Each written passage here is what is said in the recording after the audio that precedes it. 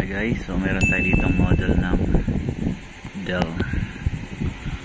So yan, stock yung hard drive. Grounded kasi keyboard, ayaw magdiretso. Shutdown ko. So ganito guys, pag sira keyboard, so sa gilid yung power button niya.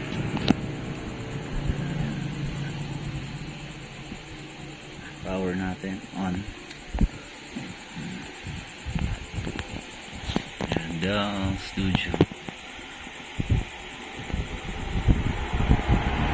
Yung function ng hard drive niya, nagpi-blink na. O, diba, bumalik. Okay na siya. Kanina pa yun. So, yun po. Tapos tumutunog siya. Pag tumutunog yung keyboard or nagahang nasa keyboard po yung issue. So, guys, advisable po ito. Ganda nito, tignan niyo. Oh, magic. May ilaw, sensor. Okay, so advisable namin guys. So hindi siya guys maganda iwan kapag yung keyboard ay grounded, kasi lalo pong nakakabagal, lalo pong nakakainit yan. Kapo-format lang po niyan, no? Windows 7. So hindi siya pwedeng i-upgrade kasi nga Windows Centrino Core to Duo lang po ito. So hindi siya pwedeng i-upgrade ng higher. So corrupted siya. Ayan. So install na lang natin siya ng mga applications. So advice ko dito sa may-ari, hindi ko na po ito pinapa-advise na tawag dito na kailangan i-disconnect po ito. So kailangan niya i-disconnect. So wala pang go signal po doon sa may-ari. So ngayon pagtsatsagaan lang muna natin siya kasi ulit-ulit lang yun, maghahang lang siya dun. Tapos sa shutdown mo, tapos yun babalik ulit. So cause po niya dito ground ng keyboard kasi matagal na to.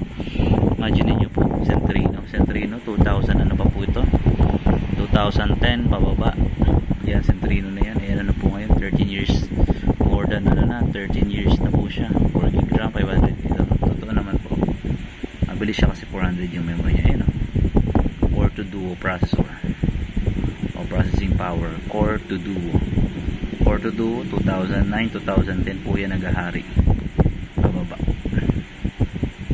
So yan po.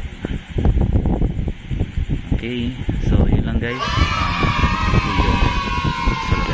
Basta't ganun po, advisable, hindi po siya recommended na i-stay yung keyboard nyo na grounded. As long meron po yung pamalit or external, ipa-disconnect po ninyo to kasi masisira po, iinit at iinit yung hard drive nya, iinit po ang system niya. So far okay siya. Function for 20. Ayan, okay siya.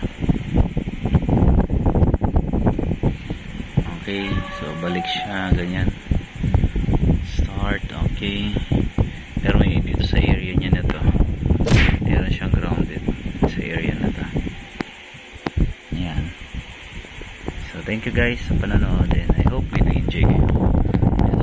Don't forget to subscribe guys. Basta yun lang remind ko sa inyo, kapag grounded na po ang keyboard, huwag nyo na push, pilitin.